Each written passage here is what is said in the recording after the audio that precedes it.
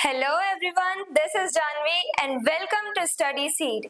इस वीडियो में हम क्लास 10th इकोनॉमिक्स चैप्टर 2 के टॉपिक 6 को पढ़ेंगे और टॉपिक 6 में हम डिस्कशन करेंगे कि और किस बेसिस पर हम लोग सेक्टर्स को क्लासिफाई कर सकते हैं। अभी तक हमने देखा कि हमारी इकोनॉमिक एक्टिविटीज के बेसिस पे हम कौन सा काम कर रहे हैं अर्निंग करने के लिए, हम कौन सी इकोनॉमिक एक्टिविटीज कर रहे हैं, उस बेसिस पे सेक्टर्स को 3 पार्ट्स में डिवाइड किया गया है, प्राइमरी, सेकेंडरी एंड टर्शरी। और आज के वीडियो में हम जानेंगे division of sectors as organised and unorganised, यानी और भी किसी बेसिस पे सेक्टर्स को क्लासिफाई किया गया है। अब वो कौन से सेक्टर्स हैं? Division of sectors on the basis of working conditions. अब सेक्टर्स को वर्किंग कंडीशंस के बेसिस पर भी क्लासिफाई किया गया है, यानी लोग जहां पे काम कर रहे हैं, जो वर्क कर रहे हैं, वहां पे उनकी क्या कंडीशंस हैं, काम जहां पे वो लोग कर रहे हैं वहां पे उनके साथ कैसा ट्रीटमेंट किया जाता है, क्या कंडीशंस हैं उनकी वहां पे, उसके बेसिस पे भी सेक्टर्स को क्लासिफाई किया गया है as organised and unorganised. Organised sector includes enterprises and workers that are registered by the government. Organized sector क्या होता है? जहां पे एक प्रॉपर सिस्टम मेंटेन किया जा रहा है, प्रॉपरली सारी चीजें ऑर्गेनाइज हैं, तो वो ऑर्गेनाइज्ड सेक्टर कहलाएगा। ऑर्गेनाइज सेक्टर में वो सारे बिजनेसेस आ जाते हैं, वो सारे एंटरप्राइजेस यानी बिजनेसेस वो सारे आ जाते हैं जो गवर्नमेंट के साथ रजिस्टर्ड है, जो गवर्नमेंट के साथ रजिस्टर्ड जॉब्स हैं, बिजनेसेस हैं, वो सब यहाँ पे ऑर्गेनाइज सेक्टर में आ जाती हैं। ऑर्गेनाइज सेक्टर में लोगों की वर्किंग कंडीशन भी बहुत अच्छी होती है। कैसे? Follow rules and regulations such as labour law, minimum wages, working hours, safety measures. Organise sector में जितने भी जॉब्स हैं, जितने भी बिजनेसेस हैं, उन सब में कुछ रूल्स और रेगुलेशंस होते हैं। जैसे लेबर एक्ट, लेबर्स के साथ ट्रीटमेंट कैसे किया जाना है, उनकी वेजेस कितनी होनी चाहिए, एक फिक्स्ड सैलरी होती है कि इतनी तो होनी ही चाहिए, इससे कम सैलरी नहीं देनी। एक मिनिमम वेज सेट कर दी गई है, किनके लिए? लेबर्स के लिए। और लेबर्स के साथ ट्रीटमेंट भी अच्छे से हो, उसके लिए भी ये लेबर एक्ट लाया गया, उनकी वर्किंग कंडीशंस को इम्प्रूव करने के लिए, वर्किंग कंडीशन जो है लेबर्स की, उन्हें इम्प्रूव करने के लिए ये लेबर एक्ट लाया गया। तो कुछ रूल्स और रेगुलेशंस बने होते हैं जिन्हें कौन फॉलो करता है? ऑर्गेनाइज सेक्टर में आने वाले बिजनेसेस। नाउ जैसे लेबर लॉ, ये फॉलो किया जाता है। मिनिमम वेजेस सेट कर दिए जाते हैं कि मिनिमम इतना अमाउंट आपको पे करना है अपने लेबर्स को, अपने वर्कर्स को। कोई भी बिजनेसमैन अपने वर्कर्स को अपने हिसाब से, सिर्फ ऐसा नहीं है कि सैलरी दे रहा हो, एक मिनिमम वेजेस सेट कर दिए हैं कि इससे कम आपको नहीं देना है, इतना तो मिनिमम अमाउंट है, आपको इतना तो पे करना ही है अपने वर्कर्स को। तो ऐसे मिनिमम वेजेस सेट कर दिए गए हैं। Working hours, fixed working hours, ऐसा नहीं है कि आपकी 5 आवर्स की जॉब है, आपको बोला गया कि 5 घंटे आपको जॉब करनी है और आपसे करवाया जा रहा है 10 घंटे, 11 घंटे। नहीं, एक फिक्स्ड वर्किंग आवर होता है, यानी कि फिक्स्ड होता है टाइम कि आपको कितने टाइम तक जॉब करनी है पर डे। सेफ्टी मेजर्स, और यहाँ पे सिक्योरिटी भी होती है, जॉब सिक्योरिटी भी होती है। ऐसा नहीं है कि आपको कभी भी आपकी जॉब से निकाल दिया जाए, नहीं, यहाँ पे जॉब सिक्योरिटी भी होती है और सेफ्टी भी होती है। ऐसा नहीं है कि आपकी लाइफ को खतरा है, आपसे ऐसे काम नहीं करवाए जाएंगे जिसमें आपकी जान जाने का खतरा हो। और अगर आपकी तबीयत खराब है, अगर आपको कोई बीमारी है, कोई प्रॉब्लम है, तो उसका सॉल्यूशन भी आपको मिल जाता है। यहाँ पे हेल्थ केयर फैसिलिटीज भी मिलती हैं। तो ये सब था ऑर्गेनाइज सेक्टर में। Workers get job security, fixed wages, holidays, medical benefits, pensions. अब ऑर्गेनाइज सेक्टर में जो भी वर्कर्स काम करते हैं उन लोगों को सिक्योरिटी मिलती है, जॉब सिक्योरिटी, यानी इनको ऐसा नहीं है कि कभी भी जॉब से निकाल दिया जाए, ये सिक्योर फील करते हैं, इन्हें जॉब से फालतू में बेवजह निकाला नहीं जाता। फिक्स्ड वेजेस होते हैं इनकी, एक फिक्स्ड सैलरी होती है कि इतनी सैलरी आपको दी जाएगी। हाँ, प्रमोशन होता है तो उसके साथ साथ सैलरी भी बढ़ती है। हॉलीडेज, इन्हें छुट्टियां भी दी जाती हैं, हॉलीडेज मिलती हैं और पेड हॉलीडेज भी मिलती हैं।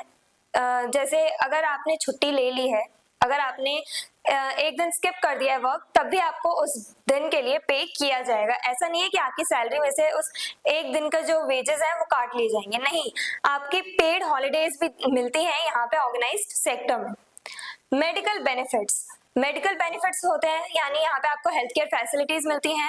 कोई भी प्रॉब्लम है हेल्थ से रिलेटेड तो आपको यहाँ पे हेल्थ केयर फैसिलिटीज भी देखने को मिलेंगी। बड़ी बड़ी जो कंपनीज होती हैं वहाँ पे मेडिकल रूम्स भी होते हैं। अगर आपको कोई प्रॉब्लम हो जाती है या फिर कोई डिसीज है, कोई परेशानी है हेल्थ से रिलेटेड, तो आप वहाँ पे जा सकते हो। पेंशंस, अब यहाँ पे जो ऑर्गेनाइज सेक्टर में लोग काम कर रहे होते हैं उन्हें पेंशंस भी मिलती हैं। जब वो लोग अपना एक तरह से वो रिटायर हो जाते हैं तो उन्हें पेंशंस भी मिलती हैं ऑर्गेनाइज सेक्टर के वर्कर्स को। ये सारी कुछ ऐसी फैसिलिटीज हैं जो ऑर्गेनाइज सेक्टर में काम कर रहे लोग एंजॉय करते हैं। ये सारी जॉब्स, ये सारे बिजनेसेस जो ऑर्गेनाइज सेक्टर में आते हैं वो सब गवर्नमेंट से रजिस्टर्ड होते हैं। जो भी जॉब्स गवर्नमेंट से रजिस्टर्ड है वो ऑर्गेनाइज सेक्टर में आएंगी और ऑर्गेनाइज सेक्टर की जॉब्स में लोगों को काफी सारी फैसिलिटीज भी मिलती हैं और यहाँ पे कुछ रूल्स और रेगुलेशंस भी फॉलो किए जाते हैं। Example, government offices, government jobs जैसे कि सिविल सर्विसेज, वहां पे भी आप ये सारे बेनिफिट्स एंजॉय कर सकते हो। बैंक्स, बिग कंपनीज, इंडस्ट्रीज, ये कुछ एग्जाम्पल हैं कि यहाँ पे आपको ऑर्गेनाइज सेक्टर जैसी फैसिलिटीज देखने को मिल जाएंगी। जैसी नहीं, ये ऑर्गेनाइज सेक्टर में ही आते हैं। अब अनऑर्गेनाइज सेक्टर, ये हमने ऑर्गेनाइज सेक्टर देखा। अब अनऑर्गेनाइज सेक्टर में क्या सब आता है, वहां पे हमें किस टाइप की फैसिलिटीज देखने को मिलती हैं, फैसिलिटीज मिलती भी हैं कि नहीं मिलती, वो सब हम जानेंगे। Includes small and scattered units not registered with the government. इसमें छोटे छोटे जॉब्स आ जाती हैं, छोटे छोटे बिजनेसेस आ जाते हैं जो कि गवर्नमेंट के थ्रू रजिस्टर्ड नहीं है। बिजनेस ही नहीं और भी बहुत सारी चीजें आ जाती हैं। जैसे रूरल एरियाज की बात करें तो फार्मिंग, एग्रीकल्चर भी इसी से जुड़ा हुआ है अनऑर्गेनाइज सेक्टर से। तो अनऑर्गेनाइज सेक्टर में वो सारे बिजनेसेस, वो सारे इकोनॉमिक एक्टिविटीज आती हैं जो गवर्नमेंट के साथ रजिस्टर्ड नहीं है। Do not follow rules strictly, और गवर्नमेंट के साथ रजिस्टर्ड नहीं है, इन पे कोई रिस्ट्रिक्शंस नहीं है, तो ये रूल्स रेगुलेशंस मानते भी नहीं है अनऑर्गेनाइज सेक्टर वाले लोग। Workers face low wages, long hours of work and no job security. Unorganise sector में जो लोग काम करते हैं उन्हें काफी सारी प्रॉब्लम्स फेस करने को मिलती हैं। यहाँ पे जो वर्कर्स हैं उन्हें लो वेजेस मिलती हैं।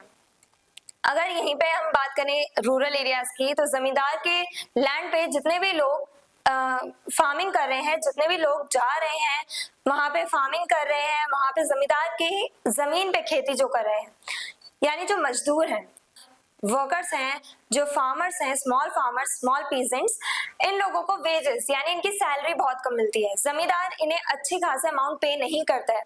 ये लोग बहुत हार्ड वर्क करते हैं, बहुत मेहनत करते हैं, लेकिन इनकी सैलरी बहुत कम होती है, इन्हें उतनी इनकम नहीं मिल पाती, इनकी इनकम जनरेट नहीं हो पाती।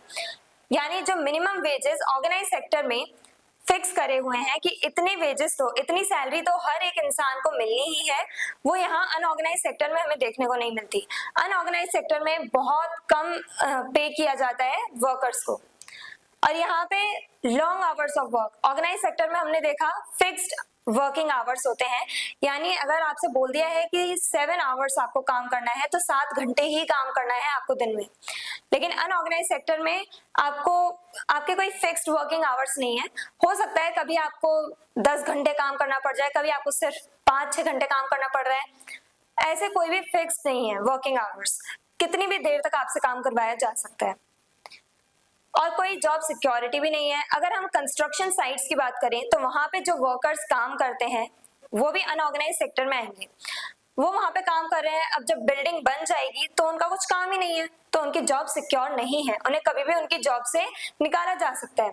ऐसे जमींदार अगर किसी पीजेंट के काम से खुश नहीं है तो वो उस पीजेंट को हटा सकता है, जॉब से निकाल सकता है। तो ये इनकी जॉब्स जो हैं, इससे हमें पता चलता है कि इनकी जॉब्स सिक्योर नहीं है।